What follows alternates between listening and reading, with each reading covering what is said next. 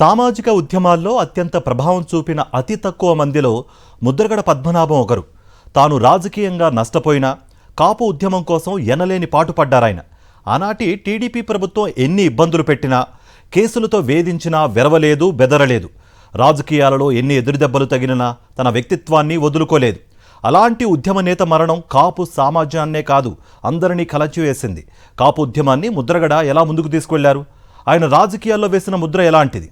ఇదే అంశంపై ప్రముఖ జర్నలిస్ట్ కొమ్మినేని శ్రీనివాసరావు కామెంట్ ఇప్పుడు చూద్దాం. ఒక ఉద్యమ కెరటం ఆగిపోయింది, ఒక ఆత్మీయ అనుబంధం తెగిపోయింది. మాటకు పట్టుదలకు మారుపేరైన మాజీ మంత్రి ముద్రగడ పద్మనాభం అనారోగ్యానికి గురై మరణించడం అందరినీ కలిచివేస్తుంది. ముద్రగడ కాపు ప్రజల కోసం ఎంతో కృషి చేసి ఆ వర్గానికి చాలా మేలు చేశారు. కానీ తాను మాత్రం రాజకీయంగా నష్టపోయారని చెప్పాలి. ఎవరు కాపుల ప్రయోజనాల కోసం కృషి చేస్తారో తెలుసుకునే టైంకి ముద్రగడ కన్నుమూయడం దురదృష్టకరం. ఆయన కాపు సామాజిక వర్గ డిమాండ్లపై ఉద్యమాలు చేసిన ఇతర సామాజిక వర్గాలతో ఎప్పుడూ ఘర్షణ పడలేదు. అందరితోటి కలిసిమెలిసి ఉండేవారు. అదే ఆయన ప్రత్యేకత. ఉమ్మడి ఏపీలో కానీ విభజిత ఏపీలో కానీ సామాజిక వర్గాల నేతలు అతి తక్కువ మంది ప్రభావం చూపించారు. వారిలో ముద్రగడ అగ్రగణ్యుడిగా ఉన్నారు. కాపులు పేరుకు అగ్రవర్ణం అయినా పేదల శాతం ఎక్కువగా ఉంటుంది. వారిని ఆకర్షించడానికి కొన్ని రాజకీయ పార్టీలు పలు హామీలు ఇవ్వడం, మభ్యపెట్టడం, ఆ తర్వాత మర్చిపోవడం మామూలైంది. ముఖ్యంగా తెలుగుదేశం పార్టీ కాపులకు రిజర్వేషన్లు ఇస్తామని చెప్పిన హామీని అమలు చేయాలని కోరుతూ 2014-19 టర్మ్లో ముద్రగడ నడిపిన ఉద్యమం ఏపీని కుదిపివేసింది.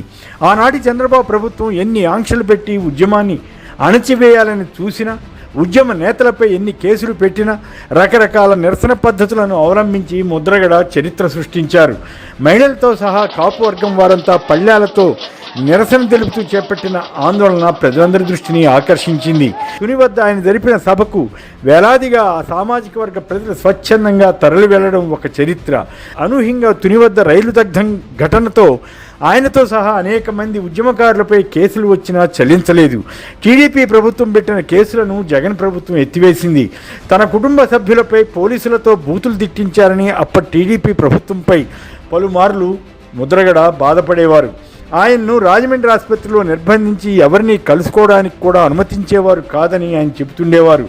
రైతులకు ఏ సమస్య వచ్చినా, తన అనుచరులపై అక్రమ కేసులు పెట్టినా రాజకీయాలతో సంబంధం లేకుండా ఆయన ఆందోళనలకు దిగేవారు. ఉత్తర కంచి గ్రామంలో జరిగిన ఒక ఘటనపై ఆయన దీక్ష చేయడం ఆ రోజుల్లో పెద్ద సంచలనం. కొన్నిసార్లు తన ఇంటిలోనే తలుపులు వేసుకుని దీక్ష చేసేవారు. కాంగ్రెస్ ప్రభుత్వ టైంలో కూడా ఆయన కాపుల డిమాండ్లపై దీక్ష చేపట్టారు. అప్పట్లో ఆయన ఆ పార్టీలోనే ఉన్న ప్రజల కోసం ఉద్యమించడానికి ముందుండేవారు. కోట్ల విజయభాస్కర్ రెడ్డి ప్రభుత్వం ప్రత్యేకంగా తన మంత్రి రోసేను హెలికాప్టర్లో పంపించి ముద్రగడతో రాయబారం చేసి కాపులకు పలు వరాలు ఇవ్వడానికి అంగీకరించింది. ఆ తర్వాత లక్షల మందితో ఒక సభ పెడితే కోట్ల స్వయంగా హాజరయ్యారు. కొన్నిసార్లు అవసరమైతే మంత్రి పదవితో పాటు ఎమ్మెల్యే పదవిని వదులుకోవడానికి కూడా ఆయన వెనుకాడేవారు కారు. ముద్రగడ తండ్రి వీరరాఘవరావు 2 సార్లు ఇండిపెండెంట్గా విజయం సాధించారు. ఆ తర్వాత రాజకీయాల్లోకి వచ్చిన పద్మనాభం 1970 నుంచి 4 సార్లు ఎమ్మెల్యేగా గెలిచారు. ఒకసారి ఎంపీ అయ్యారు. గతంలో జనతా, టీడీపీ, కాంగ్రెస్ పార్టీల్లో ఉన్నారు. ప్రస్తుతం వైఎస్ఆర్ కాంగ్రెస్లో ఉన్నారు. మాజీ సీఎం వైఎస్ జగన్ పట్ల ప్రత్యేక అభిమానం కలిగి ఉన్నారు. ముద్రగడను హైదరాబాద్ పంపించి ప్రముఖ ఆసుపత్రిలో చికిత్స చేయించి కోలుకోవడం కోసం జగన్ ఎంత కృషి చేసినా అది ఫలించలేదు. ముద్రగడ ఆత్మీయత అన్నది ఒక అరుదైన అనుభవం. ఆయన ఇంటికి ఎవరు వెళ్ళినా ఆతిథ్యం తీసుకోకుండా వెళ్ళడానికి ఒప్పుకునేవారు కారు. నిత్య సంతర్పణ మాదిరిగా ఇంటి వద్ద కోలాహలం ఉంటుందంటే ఆశ్చర్యం కాదు. రాజకీయాల్లో కొన్ని ఎదురుదెబ్బలు తిన్నప్పటికీ తన వ్యక్తిత్వాన్ని ఎన్నడూ వదులుకోలేదు. తనను నమ్ముకున్న వారిని వదిలిపెట్టలేదు.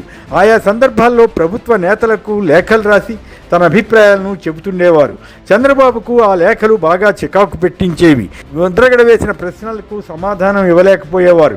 టీడీపీ ప్రభుత్వం కాపులకు ఇచ్చిన హామీలను విస్మరిస్తే జగన్ ప్రభుత్వం కాపు నేస్తంతో సహా పలు పథకాలను వారి సంక్షేమం కోసం అమలు చేసింది.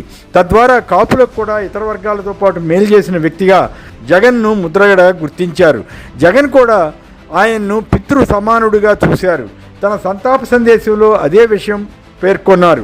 జనసేనకు చెందిన ఒక ప్రముఖ నేత గత ఎన్నికలకు ముందు ఆయన ఇంటికి వస్తున్నట్లు ఆ పార్టీ నేతలు సమాచారం ఇచ్చారు. దాంతో ఆయన తగు ఏర్పాట్లు చేసుకున్నారు. కానీ ఆయన ఇంటికి రాకపోవడంతో ముద్రగడ చాలా బాధపడ్డారు. మాటపై నిలబడ్డం కానీ పట్టుదలకు కానీ ముద్రగడ పెట్టింది పేరు. గత ఎన్నికల్లో వైసీపీకి ఓటమి ఎదురు కాదని ఆయన విశ్వసించారు. అలా జరిగితే తన పేరు మార్చుకుంటానని శపథం చేశారు. సాధారణంగా రాజకీయాల్లో ఇలాంటి సవాళ్లు జరుగుతుంటాయి, ఆ తర్వాత వాటిని విస్మరిస్తుంటారు. కానీ ముద్రగడ మాత్రం అందుకు భిన్నంగా తన పేరును పద్మనాభరెడ్డి అని గెజిట్లో నమోదు చేయించుకోవడం విశేషం. తన కుమార్తె జనసేనలో చేరి తనపైనే విమర్శలు చేసిన తీరు ఆయనకు తీరని ఆవేదన మిగిల్చింది. తాను మరణిస్తే ఆమెను రానివ్వద్దని అన్నారంటే ఎంత బాధపడ్డారో అర్థం చేసుకోవచ్చు. ముద్రగడ పార్థివ దేహం చూడ్డానికి వచ్చిన ఆమెను కుటుంబ సభ్యులు అనుమతించలేదట. కూటమి ప్రభుత్వం ఆయన అంత్యక్రియలను అధికార లాంఛనాలతో చేయడానికి ముందుకు వచ్చినా వారు ఒప్పుకోలేదు. జీవించి ఉన్నప్పుడు ముద్రగడను ఎన్నో బాధలు పెట్టిన టీడీపీ ప్రభుత్వం ఇప్పుడు మొసలి కన్నీరు కార్చుతోందని మాజీ ఎమ్మెల్యే జక్కంపూడి రాజా వ్యాఖ్యానించారు. ఏదేమైనా ముద్రగడ ఏపీ చరిత్రలో తనకంటూ ఒక పేజీని ఏర్పాటు చేసుకున్నారు. గత 50 ఏళ్లలో కాపు సామాజిక వర్గానికి ఇంత గుర్తింపు తెచ్చిన నేత ముద్రగడ తప్ప మరొకరు కాదని చెప్పాలి. మరిన్ని అప్డేట్స్ కోసం ఛానల్ను సబ్స్క్రైబ్ చేయండి. నోటిఫికేషన్స్ కోసం బెల్ ఐకాన్ పై క్లిక్ చేయండి.